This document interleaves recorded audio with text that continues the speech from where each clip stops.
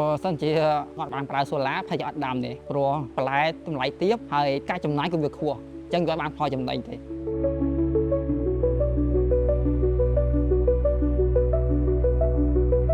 ្ញុំបាទឈ្មោះរំសេរីជាម្ចាស់កន្លែងដាំបន្លែលើទឹកដែលដើរដល់ថាមពលលើព្រះអាទិត្យនៅក្នុងភូមិអរញ្ញសង្កាត់សៀមរាបក្រុងសៀមរាបខេត្តសៀមរាបខ្ញុំប្រើ Greenhouse នេះដោយសារតែយើងគិតថាវាសុវត្ថិភាពល្អជាង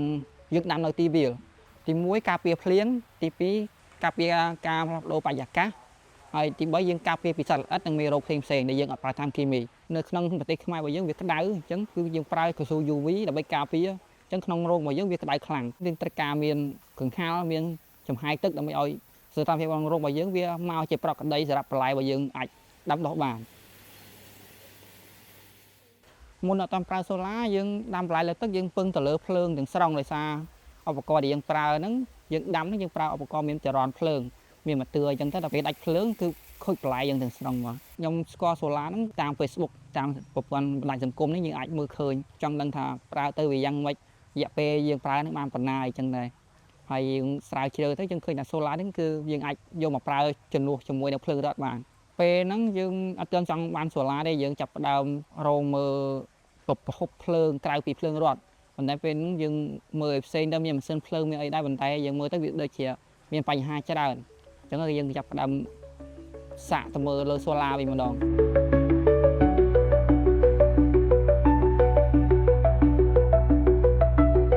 ពេលដែលមករៀបចំសូឡាហ្នឹងគឺខាងក្រុមហ៊ុនគាត់តែមកមើលទីតាំងហើយគាត់គណនាមើលថាយើងត្រូវប្រើអស់ប្រមាណហើយគាត់ប្រាប់យើងថាត្រូវចំណាយប្រមាណដើម្បីរៀបចំរយៈពេលប្រហែលជាកន្លះខែគាត់មករៀបតឡើងឲ្យយើងប្រើតែម្ដងហ្នឹងឯងកន្លែងខ្ញុំនេះពីដំបូងមកយើងដាក់របស់ខ្លួនឯងហ្នឹងវា20ផ្ទាំងហ្នឹងយើងសម្រាប់ភ្លើង5គីឡូហើយក្រោយមកយើងបានទទួលពីខាងជំនួយខាងគម្រោង Switch មកបន្ថែមទៀតហ្នឹងយើងបានបន្ថែមចំនួន6ផ្ទាំងទៀតដូចជា1គីឡូកន្លះភ្លើងបន្ថែមទៀតសម្រាប់កន្លែងបណ្ដោះកូនហើយបើអានេះបើសប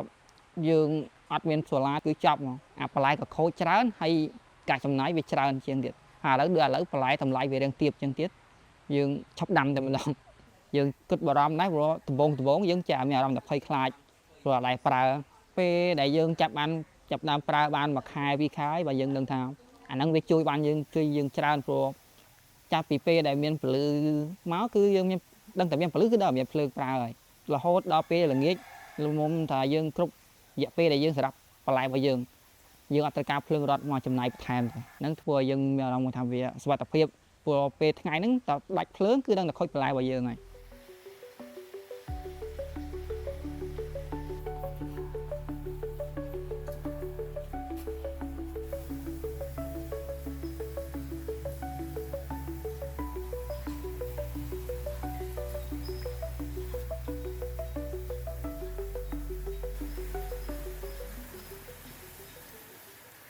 ចំនួនបន្លែនិងតម្លៃពេលដែលយើងប្រៀបធៀបគ្នាបើយើងមុននឹងប្រើសូឡាកាលហ្នឹងយើងនៅប្រើភ្លើងរត់តម្លៃយើងកាត់ចំណាយអីហើយយើងនៅសល់បានត្រឹមតែ30%ឯងតម្លៃរបស់យើងមកសល់បាន4000យើងនៅសល់ថ្លៃចំណេញរបស់យើងបានតែ1000ទេតែក្រោយពីយើងប្រើសូឡាហើយយើងកាត់ចំណាយអីហើយយើងអាចចំណេញបានលើសពី2000ក្រោយពីយើងចាប់ដើមដាក់សូឡាហើយយើងមិនប្រើតែបាននៅក្នុងរោងបន្លែយើងបានប្រើនៅក្នុងផ្ទះយើងទៀតអានេះក្រៅពីកន្លែងរោងបន្លែរបស់ខ្ញុំដែលយើងប្រើសូឡាមកកន្លែងចង្ក្រានដាំបាយកន្លែងដាំបាយរបស់ខ្ញុំនេះចង្ក្រានគឺខ្ញុំប្រើសូឡាដែរអាហ្នឹងវាកាត់បន្ថយការប្រើប្រាស់ទៅលើការយើងដាក់ខ្ជូងនឹងដោយសារតែយើងវាមានខ្យល់នឹងអីសម្រាប់ឲ្យយើងជំនួយឲ្យវាឆេះកាន់តែខ្លាំងដាក់ទៅយើងកាត់បន្ថយការប្រើប្រាស់ខ្ជូងអីផ្សេងបានវាល្អជាងយើងប្រើចង្ក្រានធម្មតាព្រោះអាហ្នឹងវាចំណាយច្រើនដោយសារវាអត់មានជំនួយខ្យល់មានអីទេអានេះវាមានជំនួយខ្យល់អញ្ចឹងទៅវាកាត់បន្ថយការចំណាយបានក្នុងរោងបន្លែរបស់យើងភ្លើងរបស់យើងគឺមានស្ថិរភាពល្អមានបញ្ហារឿងខ្លាចដាច់ភ្លើងទេហើយប្រព័ន្ធដំណើរការរបស់យើងគឺសិតតែប្រព័ន្ធភ្លើងបើសិនវាដាច់ភ្លើងអីចឹងវាងាយនឹងខូចតែដល់ពេលយើងប្រើសូឡាហើយយើងសុវត្ថិភាពរឿងឧបករណ៍របស់យើងប្រើវាអត់ងាយខូចទេហើយបន្លែរបស់យើងដាំដុះមកវាទៅជាធម្មតាយើងអាចប្រមូលផលបានទៀងទាត់របស់យើងមកវិញប្រៀបធៀបជាមួយនឹងពេលដែលយើងមិនទាន់ប្រើហ្នឹងគឺយើងវាមានបញ្ហាច្រើនពិសេសការដាំដុះរបស់យើងព្រោះយើងដាំដំណាំជាប្រភេទបន្លែលើទឹកហ្នឹងវាងាយប៉ះពាល់ខ្លាំងកាលពីមុនដែលយើងដាំនឹងដីបន្លែភេទស្ពៃអញ្ចឹងយើងត្រូវការពេលចាប់ពីជាង40ថ្ងៃដល់60ថ្ងៃដើម្បីប្រមូលផលតែបើយើងដាំនៅលើទឹកនេះយើងប្រើថាមពលសូឡានេះ យើងអាចបំបែកកូនវាទៅផ្សេងទៅឲ្យកូននឹងវាផ្សំជាមួយនឹងទឹកមួយនឹងជីរបស់យើងទៅឲ្យរយៈពេលណាមួយដែលយើងគិតថាយើងអាចយកមកដាំបានយើងដាំវាមកអញ្ចឹងយើងប្រមូលផលបានលឿនជាងបន្លែដាំដីហើយធ្វើឲ្យការដាំដុះរបស់យើងវាអាចទៅជាបន្លែវិលជុំបាន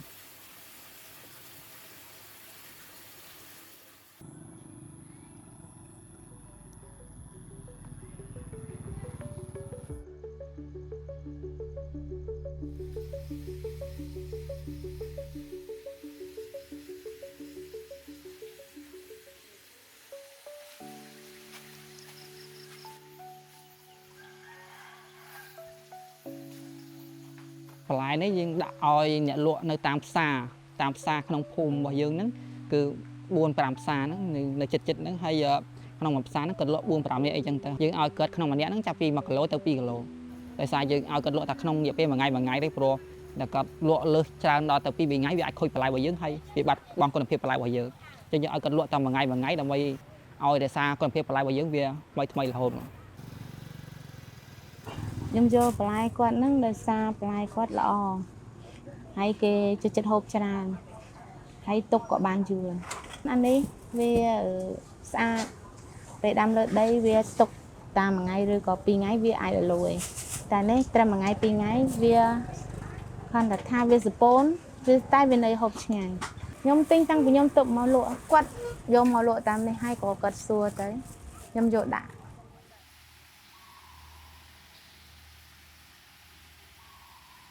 សម្រាប់យោបល់របស់ខ្ញុំចង់លើកទឹកចិត្តឲ្យពួកគាត់ផ្លាស់ប្ដូរពីការប្រើប្រាស់ប្រភេទពួកម៉ាស៊ីនបញ្ឆេះឬក៏ប្រភេទប្រើម៉ូទ័រភ្លើងរ៉ាត់អីចឹងជាភាសាយើងអាចផ្លាស់មកជាប្រភេទពួកសូឡានឹងបានល្អព្រោះហ្នឹងកាត់បន្ថយចំណាយបានច្រើនដាក់តឡើងដំបងយើងអាចបាក់បារម្ភឲ្យរឿងជំនាញរបស់យើងឬក៏បច្ចេកទេសទេព្រោះអាហ្នឹងគាត់ខាង